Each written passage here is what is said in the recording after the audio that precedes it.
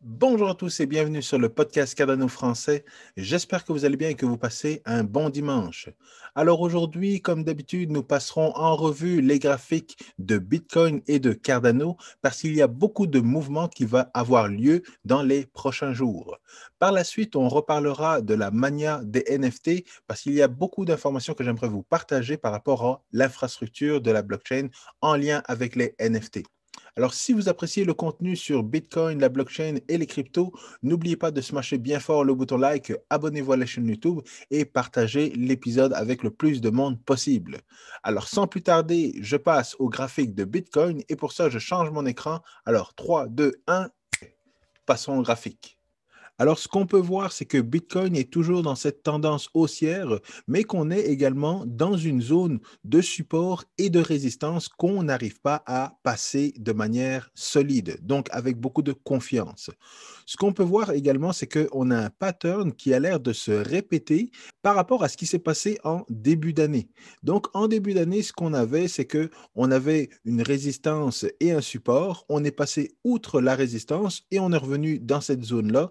On est resté un petit peu, on a eu un fake out, donc un semblant de passer la résistance, mais par la suite, on est redescendu. Et c'est ce qui nous a permis de nous propulser et d'aller chercher un nouveau sommet aux alentours de 58 000. Et on a l'air de reproduire exactement le même pattern qu'en début d'année avec une résistance et un support. On joue entre les deux zones, mais en même temps, on est dans une tendance haussière. Et donc là, on a eu encore un fake out. Donc, on est passé au-dessus. On n'a pas dépassé le all-time high, mais on est en train de squeezer entre les deux zones ici pour aller chercher un breakout qui pourrait atteindre un 68 000. Et si jamais on dépasse ce sommet-là de 68 000, on peut aller chercher un 75 ou 80 000 pour le prix du Bitcoin. Alors, tout ça va se décider dans les prochains jours et je vais continuer de vous donner des informations par rapport à ça. Du côté de EDA, on voit que c'est encore une fois le même pattern qui se déroule également. Donc, on a une montée, une descente, une deuxième montée, une deuxième correction et puis de la stabilisation. Alors, on va le voir, cette stabilisation, généralement, nous permet de prévoir un breakout également et aller chercher de nouveaux sommets également pour Cardano. Et sur quoi je me base pour vous dire ça? Je me base également sur ce qui s'est passé en début d'année 2021. Alors, comme on peut voir, on a eu une montée, une correction, une deuxième montée, une deuxième correction, et par la suite, on a eu une stabilisation avant une première montée, une correction, deuxième montée, deuxième correction, et par la suite, on voit que ça s'est stabilisé. Même s'il y a eu une petite chute un petit peu ici, on voit qu'on a quand même eu une zone de stabilisation avant d'atteindre de nouveaux sommets et avant d'aller chercher les all-time highs de Cardano qui nous ont amenés aux alentours de 1 $. Donc, ce qui s'est passé en début d'année a l'air de vouloir se reproduire pour Bitcoin et pour Cardano. Donc, après avoir eu ces deux montées et ces deux corrections, on voit qu'on est dans une zone de stabilisation. Et lorsqu'on va avoir le breakout, où est-ce qu'on va aller chercher les prochains sommets? Alors, encore une fois, tout va dépendre de ce qui va venir avant. Est-ce que c'est l'analyse technique qui va décider du mouvement du prix ou si c'est une nouvelle, c'est la nouvelle de Cardano par rapport au développement en Afrique qui va faire bouger le prix de Cardano? Dans tous les cas, on peut avoir un mouvement qui va aller chercher les 2 $ ou voire plus si jamais on a assez de momentum et qu'on profite de la montée de Bitcoin pour aller chercher de nouveaux sommets au niveau de Cardano. Donc, si vous êtes intéressé par l'analyse technique et par le trading, je vous propose la formation de Paul à cryptoformation.ca. Vous pouvez utiliser le code podcast Cardano 10 pour avoir un rabais sur la formation. Je vous encourage, c'est sur ça que je me base pour faire l'analyse technique et vous présenter les analyses, les graphiques et les tendances de Bitcoin et de Cardano. Donc, si vous êtes intéressé, allez suivre la formation de Paul à cryptoformation.ca. Le code est podcast Cardano 10 pour avoir un rabais sur la formation. Et sans plus tarder, on passe à l'autre sujet du podcast, les NFT. Alors, je ne sais pas par où commencer, mais Tom Brady, qui est un joueur de football américain, couronné avec 7 bagues de champion en NFL, lance sa propre plateforme de NFT. Il va donc lancer sa collection de NFT et créer une expérience révolutionnaire pour ses fans et les collectionneurs. Ce ne sont pas mes mots, mais ceux de son cofondateur et la plateforme s'appelle Autograph. Le fondateur de Socios et de la blockchain Chiliz, Alexander Dreyfus, mentionne que le marché des NFT est déjà bondé et qu'il ne sera pas durable dans le temps. Un avis que je partage à 100%. Malgré ça, la star dont plus personne ne parle depuis plusieurs années, Paris Hilton, veut elle aussi lancer ses NFT. Pire encore, elle écrit des articles et donne des entrevues pour expliquer pourquoi elle le fait. Et malgré que je n'aime pas Tom Brady, et oui, je l'ai dit ouvertement, je n'aime pas Tom Brady, parce qu'Eli Manning est le meilleur quarterback de l'histoire parce qu'il a battu Tom Brady au Super Bowl. Et la plus belle des victoires était après une saison parfaite de Tom Brady, mais je m'écarte un petit peu du sujet. Je vous l'ai déjà dit dans le passé, à chaque bull run, il y a des célébrités qui deviennent des évangélistes de la blockchain. En 2017, c'était avec les ICO et toutes les stars qui étaient derrière les projets crypto qui nous promettaient des blockchains pour l'Internet des objets ou des cryptos personnalisés pour les influenceurs.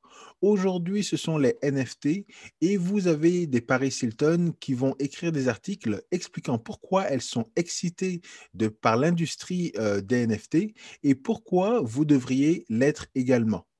Au moins, au moins, Tom Brady ne donne pas d'entrevue et je le respecte pour ça. Alors, même si je suis un informaticien et que je comprends bien la technologie, j'ai fait des recherches sur les NFT par rapport aux différents enjeux légaux.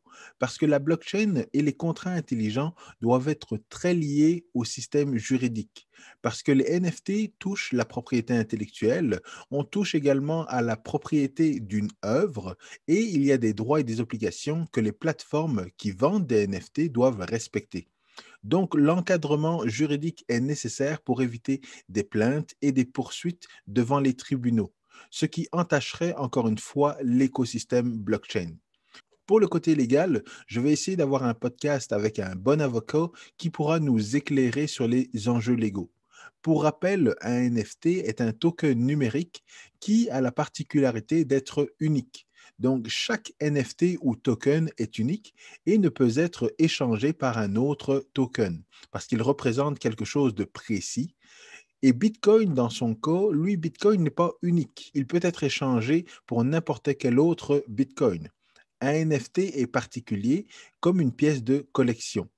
Même s'il y a un nombre limité de Porsche 911 Black Edition, chaque unité est unique par son histoire et la blockchain est la meilleure technologie pour garantir l'historique d'un actif numérique ou d'un actif tangible.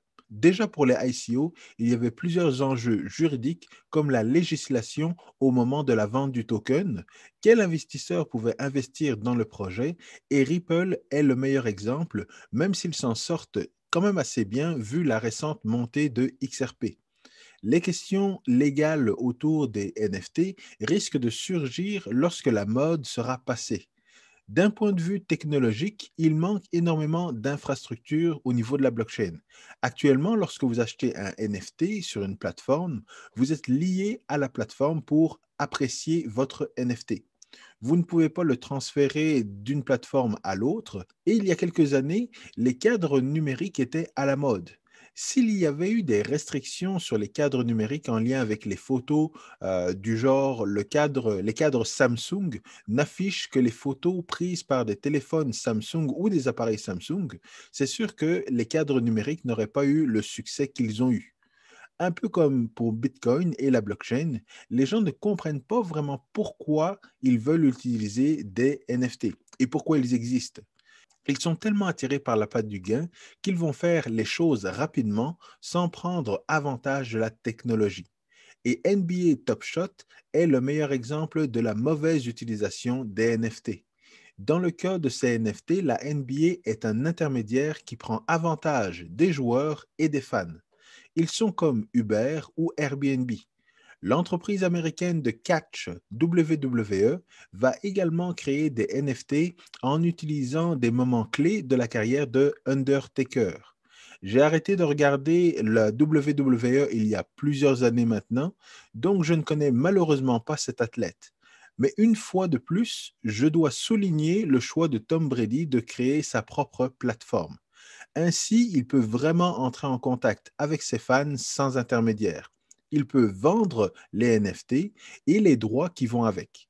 Si les artistes ne comprennent pas et ne prennent pas au sérieux les NFT, les choses ne changeront pas.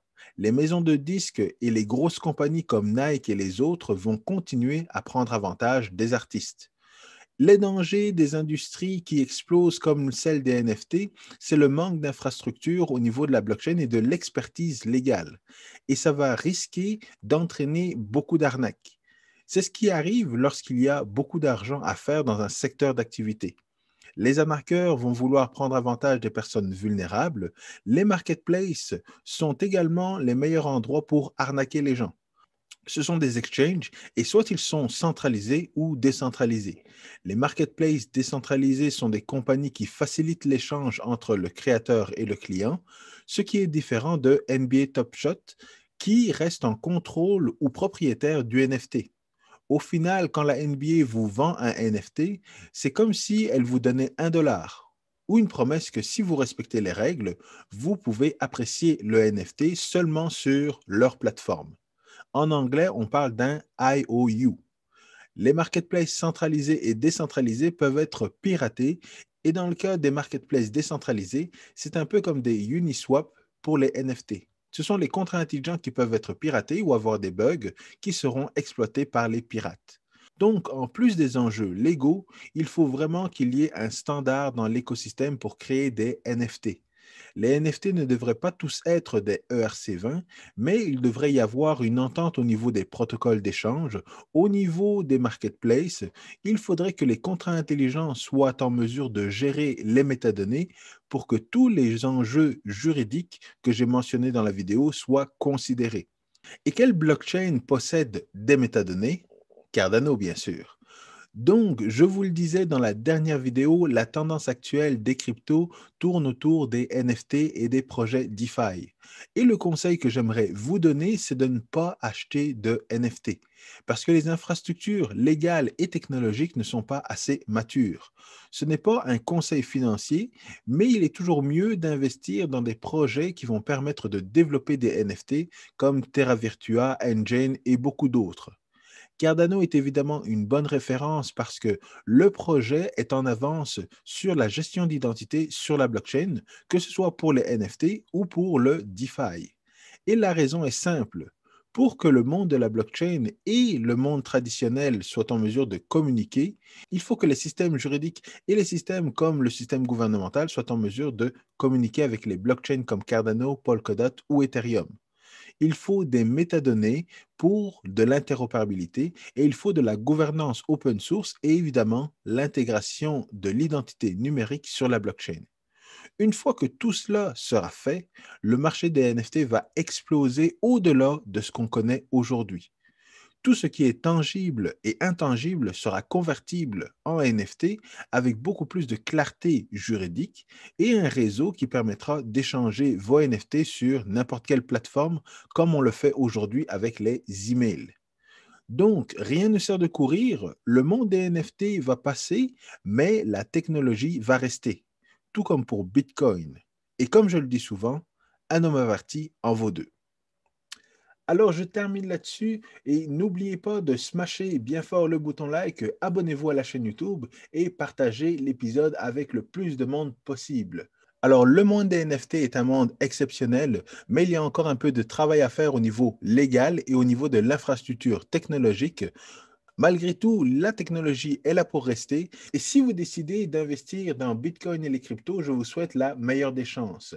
Le marché est en train de bouillir et nous devrions avoir du mouvement dans les prochains jours. Alors moi je vous dis à très vite, peace.